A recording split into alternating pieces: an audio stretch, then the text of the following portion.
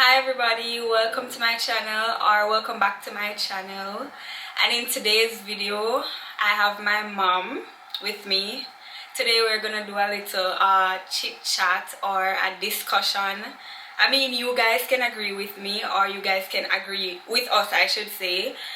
It's just our view on certain stuff that's happening in society that we're gonna speak on, and also stuff that I would see younger people like myself on social media talking about.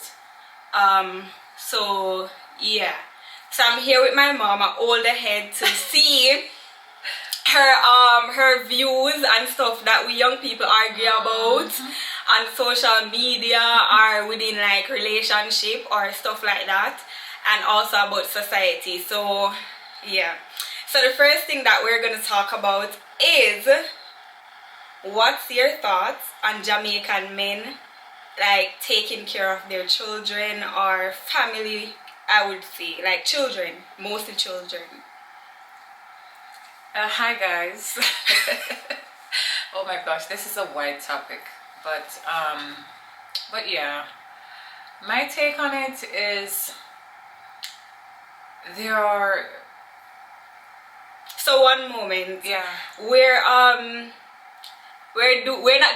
not coming for Jamaican men, let's just say that, because like we're from Jamaica, so we're more familiar with like Jamaican men and stuff like that, so we're gonna speak on that, right? So yeah, my take on it is that the majority of our Jamaican men, I don't see where they play a great role in their children's life. some of them. Yeah, that's the reason why I said a great amount. I didn't say all of them. You know, I don't know if it has to do with maybe from birth that they weren't bond with their children. Because for me per se, I can't see through how a male living in a community, a lot of them lives in the community with their children, right? Maybe they're not in the same home, but your child is not living too far from you, and they don't care a hoot whether that child's eat, whether that child goes to school, whether the child is sick and has to go to the doctor. They don't care. You know, they would rather to sit out with their friends, they would call their dogs, and just probably, drinking it up and stuff like that, having a good time with their liquor, or what do they call it nowadays, their Hennessy, or if I'm pronouncing it correctly, Or even sometime out with another woman. yes, which, oh Lord, yeah, that's they want to have, as which singer would say, enough gal and gal in a bungle. Yeah, they want to have a whole lot of that. But I mean, away from the woman, they would rather to also sit around and floss with their friends. Hence, that money could have helped that child, whether to put food in their mouth, for them to go to school, to help with them health-wise, whatever is going on.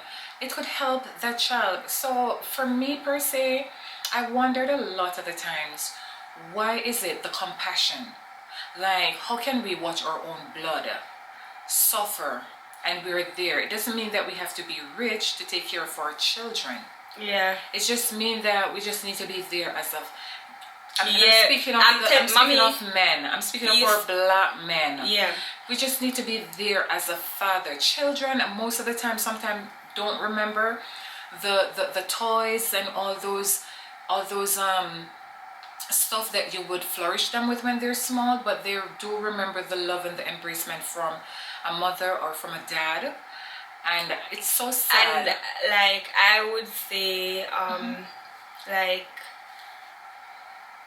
that also will, especially on a female's perspective, when you have a female child, I think it's a great thing to bond with your daughters, so that they will know what love feel like from a man, you know. So when they go, loves. yeah, a father, yeah. But like the way how your father treats you, right?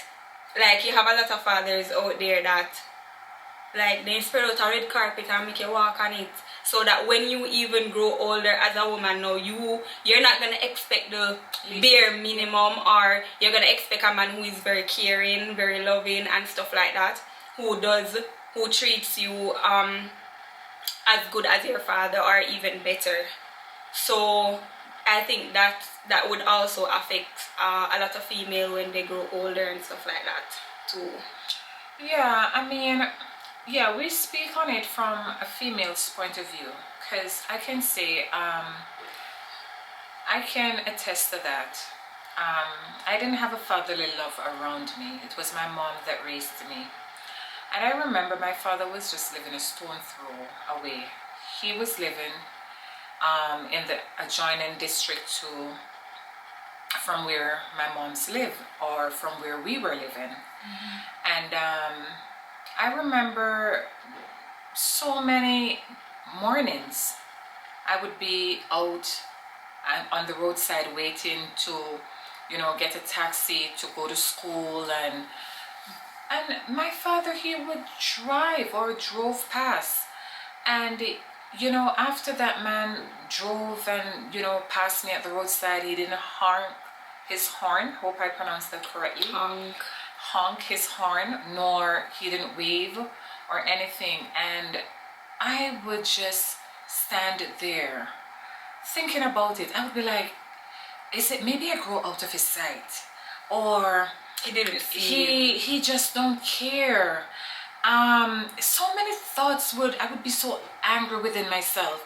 I would be like, oh, I hate him, he's not my father, that man, that, you know, I would be behaving like that within my spirit. I would be so angry. But then a part of me trying to also wanted to, a part of me want to think that maybe I grew out of his sight, so that's the reason why he just drove past without even, you know, blowing or anything. And yet if other, you know, persons would be standing out there, like older men or women that he would know and used to, and he's passing, and they would be calling out his name, because back then he was the big thing. So people would be like, yo, big this. I don't want to call out his name on, you know, online, but they would they're shouting, and he would be honking his horn, beep beep beep beep beep, and going through. And you know, after he passed, sometime you know, this particular man would always say, if he's out there, girl, you see your father pass, you see your father pass, you should stop him and beg him one big money. And my answer would be like, he's not my father. Because what? I'm feeling so hurt inside. I'm feeling like somebody shouldn't have to say to, you know, to me as a child, that if I see my father pass, I should have stopped him and beg him a big money. Which I've experienced him passing me alone at the roadside, and he never honked, he never looked, he just drove past. So like, why would I want to stop somebody like that to beg him a big money? Someone who never come by our home and check on me or check on my other siblings, and to say, are you guys doing okay, or to even bring my mom something. No, it was my mom who was there, you know, doing the best she can for us. So yeah. I know what it feels like. And so that does affect your child, and then sometimes that child grow up, and then that's the time that, even with mothers too, mothers does it, but we're talking about fathers now. They grow up and they expect that their children should treat them to the highest level. And yes, some fathers, like Jamaican fathers too, they don't show affection that much, or say, oh, I love you, even though as parents they would show you by their action instead of saying I love you. And Yeah, so Jamaican fathers, I think they need to have more love and more bond with their kids. So yeah. I was always angry to the point where if I'm walking on the street, and you know, in Jamaica, men always like to psst, or nice girl, or you're growing, and saying all these things, I like you, and all those, Jamaican way of trying to get to a girl when they look in them and stuff. I would be so angry, I would curse them. But saying all that to say this, after I had my first child, before I had my son, I was pregnant. So before I give birth, my child's father said to me one night, he said, Nick, when you have the baby, you're gonna leave the child with your mom whenever you coming by. And I would look at him like, why do I need to leave my child if I'm coming by? Because it was always a routine where before we officially lived together, he would pick me up in the nights and he would drop me back in the morning. So so hearing him saying that if I'm going to leave the baby with my mom, I didn't know what to say to him, because at the time he was a good man towards me. He was loving, he was caring, he was a man that I've never seen that sort of behavior, that sort of caring from a male, not in my life, because he was, well, I would say the first person I've dealt with, but like with my siblings and even in my community, like other young person who we grew up with, I'm not saying that the men, they weren't that caring, but I mean, he took it to another level. And so I did not want to lose him, because I don't want to leave my child with my mom. So I mean, I didn't sweat on it, because I was still pregnant. After I give birth to my son, and I'm home with him, and a couple of months after, we started the routine again, where I would go, he would pick me up in the evening or in the nights, and he would drop me back in the morning. And he said to me that the first evening he was coming to get me, he says, I should leave our son with my mom. I agreed to it, and my mom took my son and all that. But before I left out a little part of it. He said to me that he said that he don't know how to bond with a child. At that time, he had a son and a daughter with two from previous relationships, and he's a good dad to them. I always follow him, where he would drop their money every week. When they needs to go to the doctor, he would take them to the doctor. He's just an attentive father. So hearing that coming from him, that I don't know how to bond with a child like a baby. I don't know how to treat them. Like, I'm more afraid of the baby than to show that love and affection and wanting to care.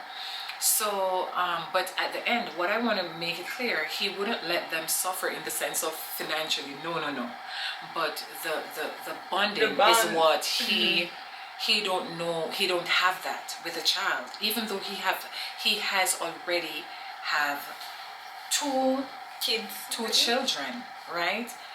And so he opened up about that to me, why he wouldn't want me to take our son home, to his home. As I've seen where, like, my older siblings, where they have to raise their children on their own, because the dad would leave them with their kids from an early age, from probably sometime even when they're pregnant. The men would walk. They wouldn't.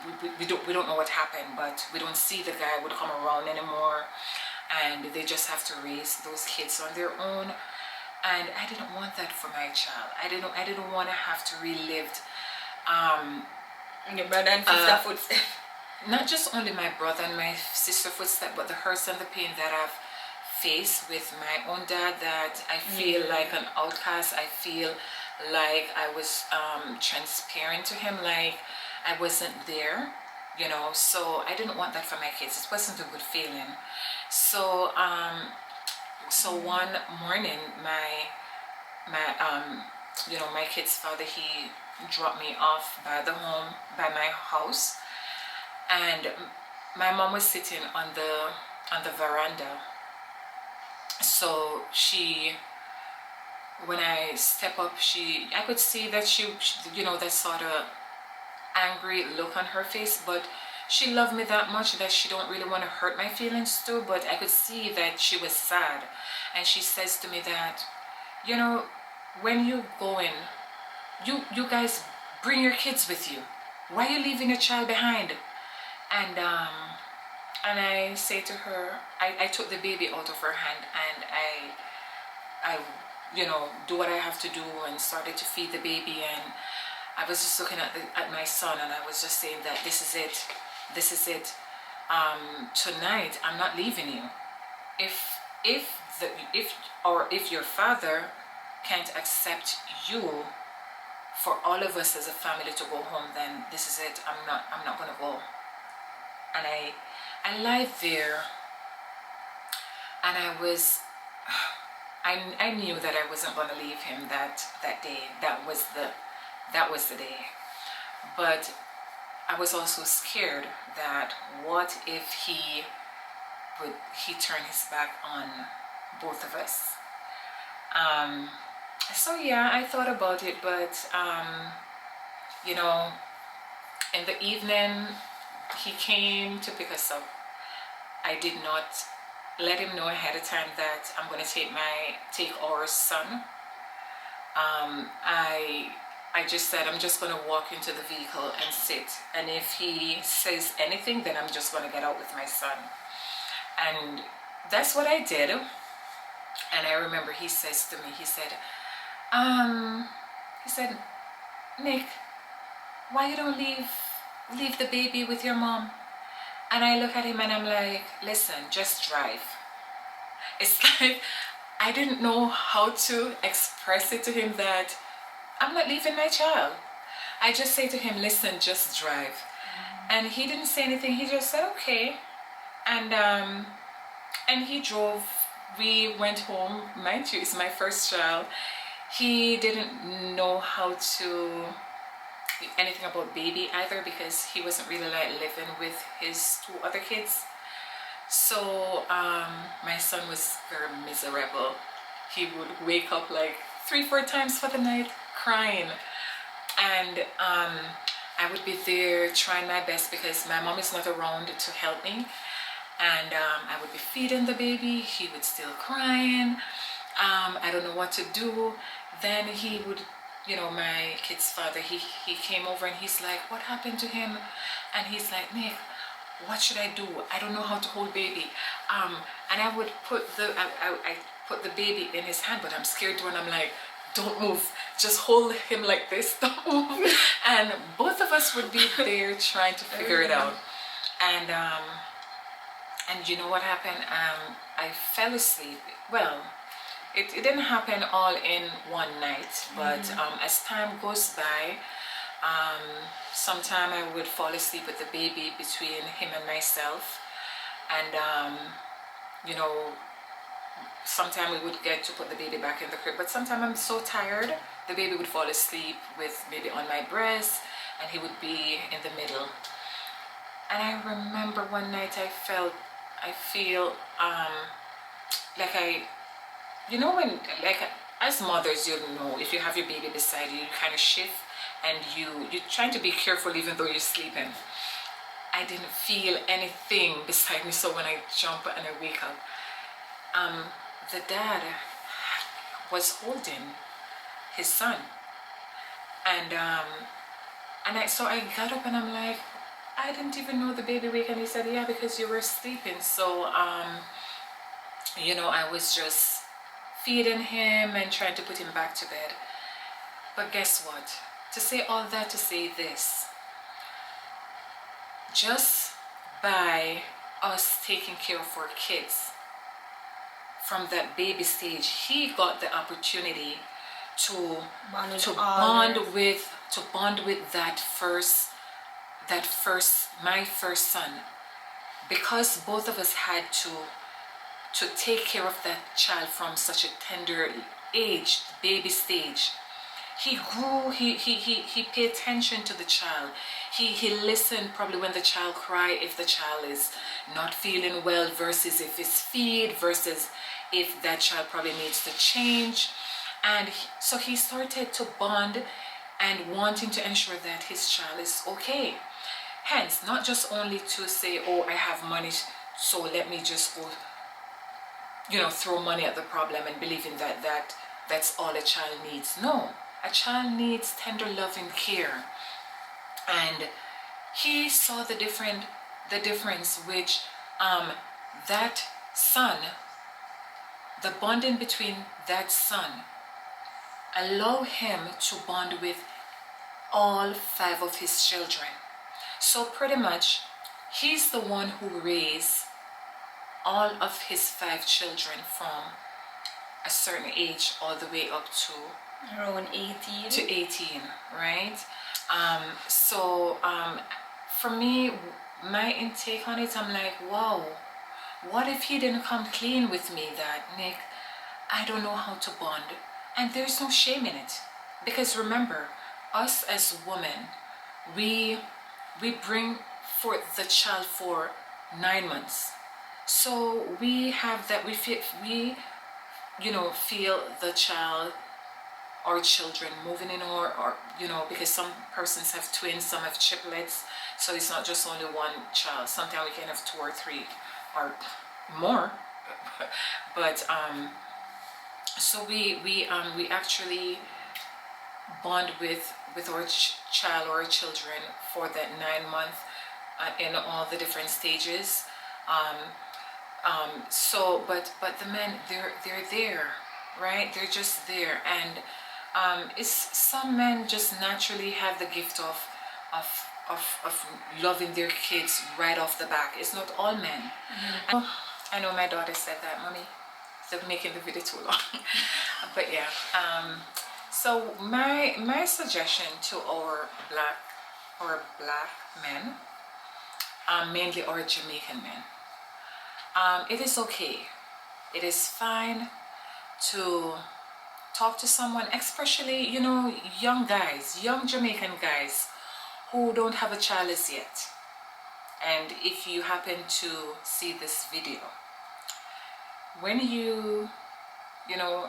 when a girl is expecting for you, or your girlfriend or your wife, don't start to feel afraid that, but I'm gonna have a baby, but I don't feel no connection, I don't feel that love, I don't feel that fire of excitement of wanting to meet that baby and to do stuff with that baby and stuff. No, it's okay.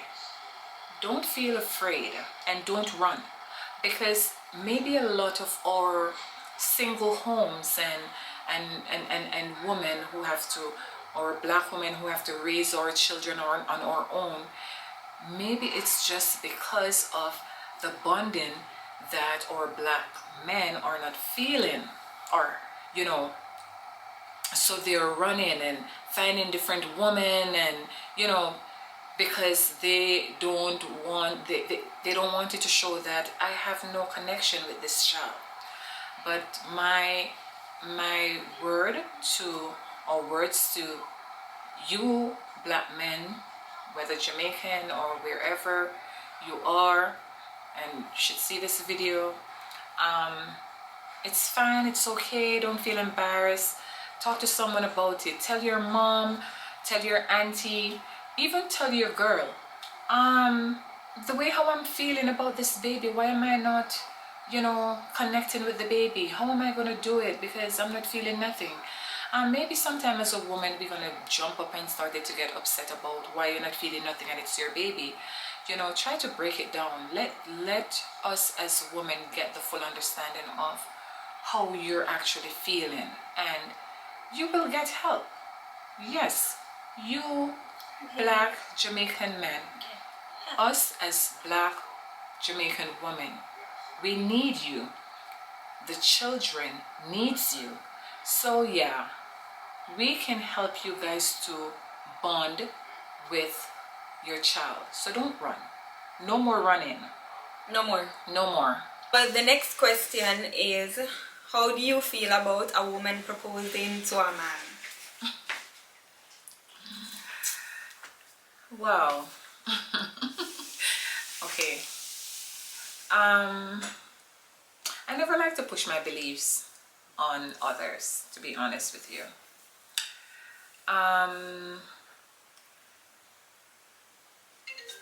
I know from that you call me. in these modern days, you're seeing so much things. Women proposing to men proposing to women. But for me per se, nana. Yeah, I wouldn't propose not. to a man. Never. Because I grew up seeing a man proposing to a woman. But as my mom said, it's modern days now. So people can do what they want. People have rights to do what they want. It's their life, their choice.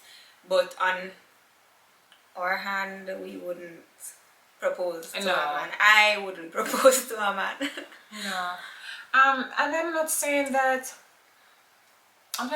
there is any wrong and any right to it. No. It's just sometimes there's certain principle and way that you were raised that we're gonna follow. Yeah, in your eyes it just doesn't sit right. Yeah. So in my eyes, it doesn't sit right. It's uncomfortable, yeah.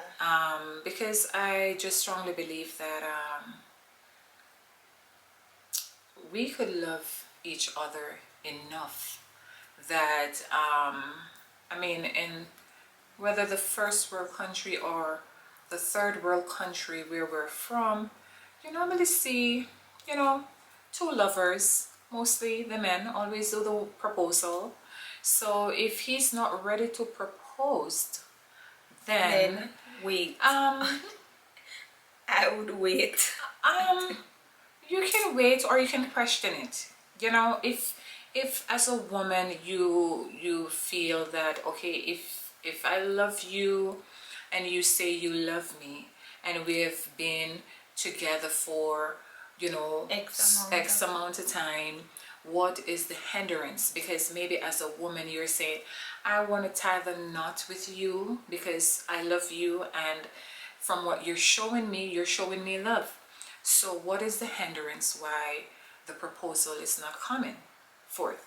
So I would question it rather more than to say, let me go propose. Let me go propose. So for me per se, no, I wouldn't do that. I would rather to talk to my partner about, you know, what about marriage? Is it something that you believe in? Yeah. Or what time do you see fit for you to say, I'm ready to marry to a person? And then maybe you can put your two and two together to see that maybe I thought that this person loved me, or this person is my person, that we're gonna kind of like tie the knot together and live forever, when maybe no, maybe that person probably just see, I'm gonna live with a woman until when there's another one that I think I rather more, or when I get tired of you, then I move on to the next. Yeah, they don't want to be held down. Yeah, so they don't want to. A lot of men don't want to be held down. They don't want commitment. So it's easy for them to kind of like flex or flee. But when you go now and go propose to a man, and you know, maybe sometimes they don't really want you to feel bad. They probably accept it, or you don't want to feel disappointed by this person reject the proposal, and then that's the time now you guys gonna have a conversation about why, Yeah. you know, he's not ready, and he would have to explain that, when you could probably have that conversation before. Long before. So the next question is, how do you feel about two partners having each other's passcode? Is it okay to have each other passcode? How, like, or is it fine not to have each other's passcode? Okay, so when you said passcode, are you speaking of like Phone the passcode. phone passcode.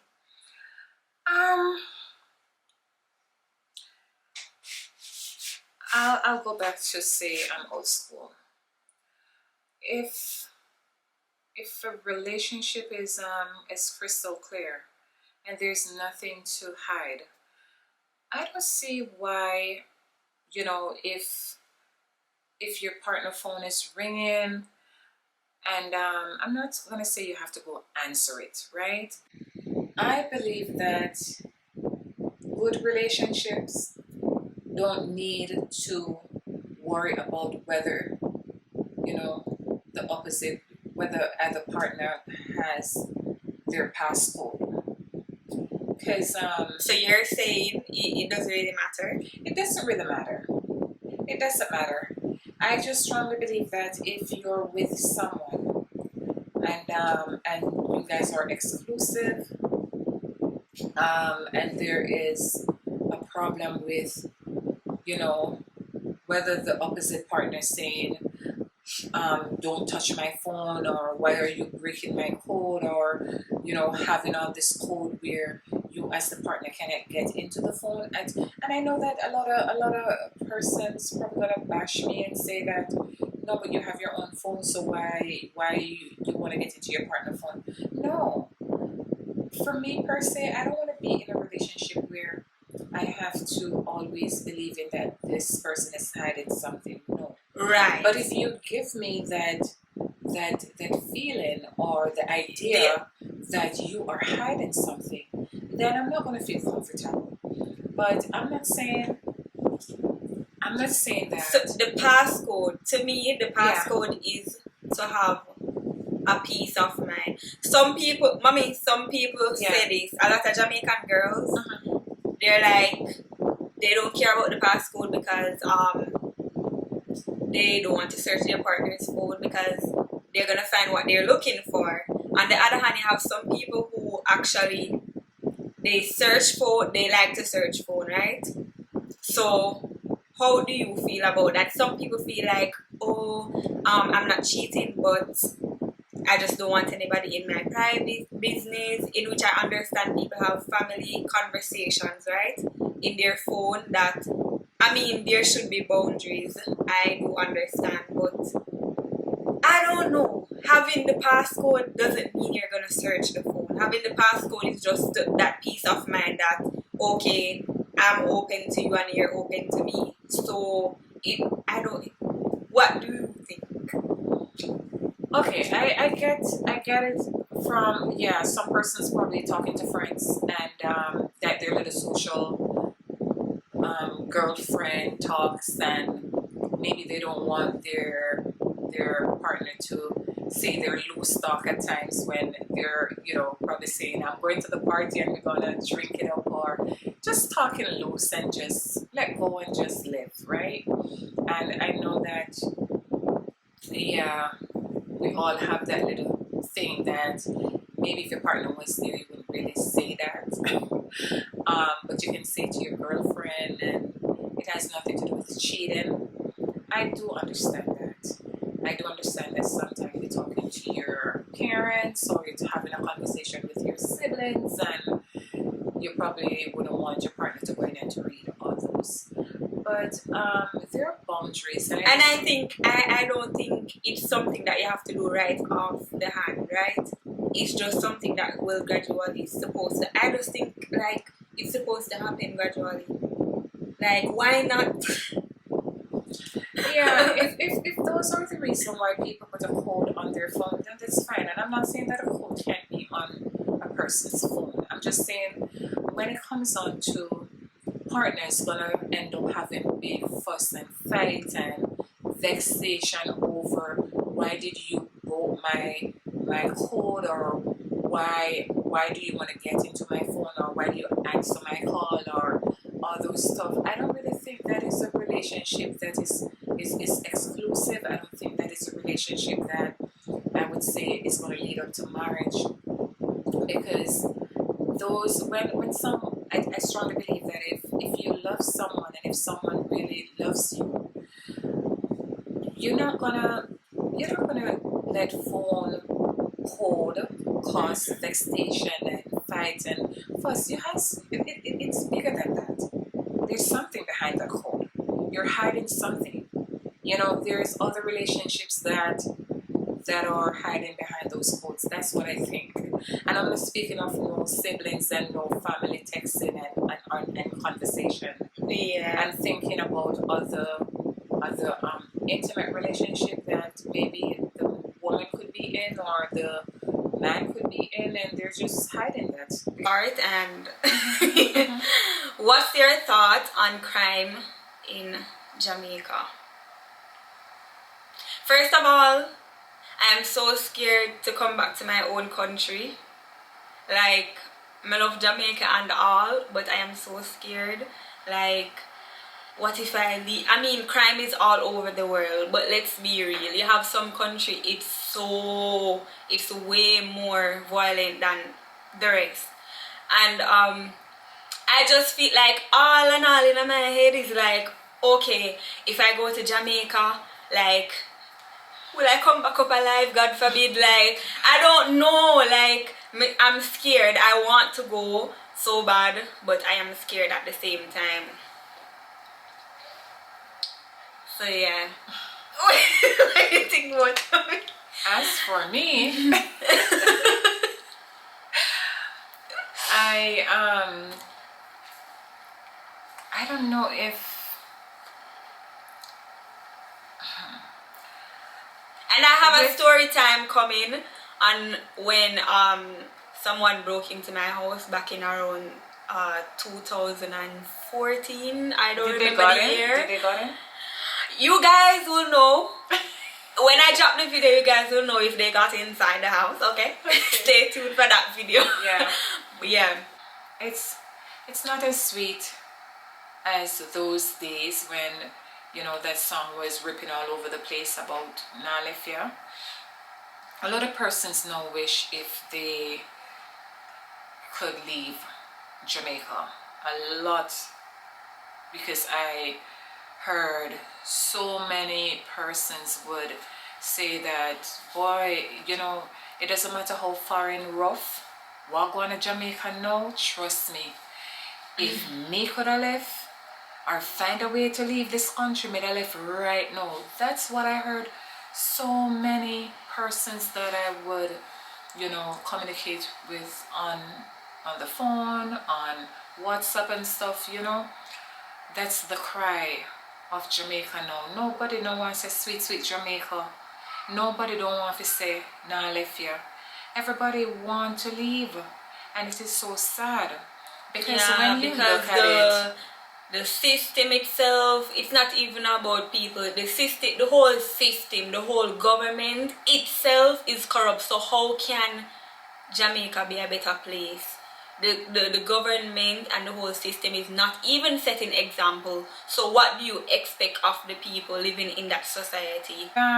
It's sad to know that you know, when we look and we see children, you know, children being, they're going to school, they're going to their daily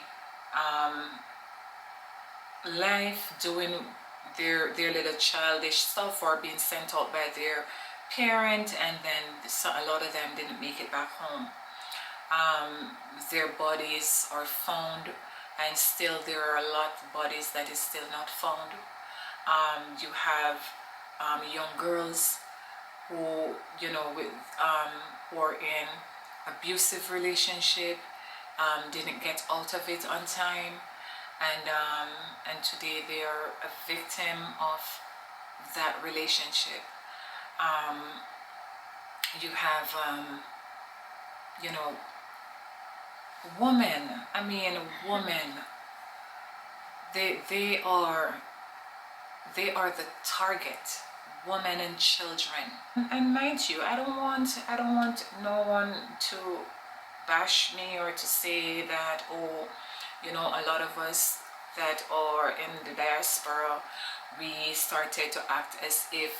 No, you have to remember that after you move away from certain life and you started to see a different life out here, you're that in it a is different more normal. society, It's a more protected yeah, society. you I know, would say. nobody want to put their life at risk, because based off what we're hearing, you're in Jamaica, you can't have a latest phone out, you can't use your latest phone if you want to answer a call or make a call, or else maybe someone snatch it, or maybe you could even end up losing your life.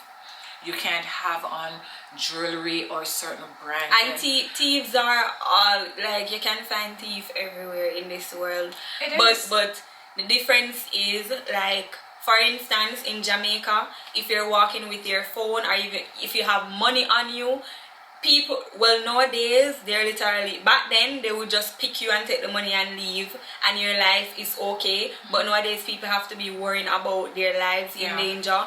Like, even if they take the money, nowadays they're not saying let me leave you alone, and they're killing you. Especially a lot of them is coming barefaced this time, and from your sitting face, you know that is it. Most of the time that is it, because they show you their face, so they know that they have to take your life and stuff like that, and that is very sad. Yeah, as I was saying, so Jamaica, they would kill and take your stuff, versus where I'm living right now, people are more likely to wait until you leave your stuff to snatch it. They won't, like, you won't put on your stuff if here you forget and your things. yeah, if you forget your stuff, they're not gonna see you put your stuff right in front, like put down your stuff beside you, and then they run and snatch it and take it from you. So that's the difference, right? And they're not gonna really say take your life like that. But we mostly hear about those situations in Jamaica. Stuff that that everyone is saying about the crime and violence in Jamaica, and it's still not cutting down. So maybe we need to go from the source, started to show what the prison life is like inside there, you know, and even to do, like, what do you say, like a documentary, would it be like that, where you see the way they live, the way they for their day-to-day basis, the way they would go around, both to take their shower, even inside there it's not safe, because your life value nothing. And once, I don't know if it would even save a few lives that would probably think twice about committing a murder to end up there. Both young and old, you know, just say no to violence. Think about it. Count. If you even have to count to 1,000. Even if the thoughts in your head is telling you to go down or to dirt or all the slangs that are using now to the person who hurt you, or the person who robbed you the wrong way, or whatever it is, lock yourself in your room or in your house and think about it. Think about it, that, you know, just wait until you actually reach a stage where a voice would say to you, walk away. It doesn't mean that you're weak. It does not mean that you are weak. When we want to defend things and to show that we're rough, and, you know, you're not a person for nobody to play with or to mess with, or to mess with your family and all these things, it's not about that.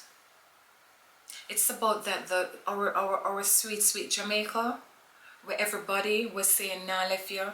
You know, I remember back then in the days when, you know, my auntie and other neighbors, everybody know when it reach Christmas or summer, they're looking to come down.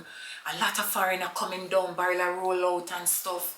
Things nice. Christmas going to Grand Market, it is jam-packed, ram. You know, everybody look forward for that. We could be out in the street, nobody worrying, your party until daylight. Grand Market, the 24th of December, before Christmas Day.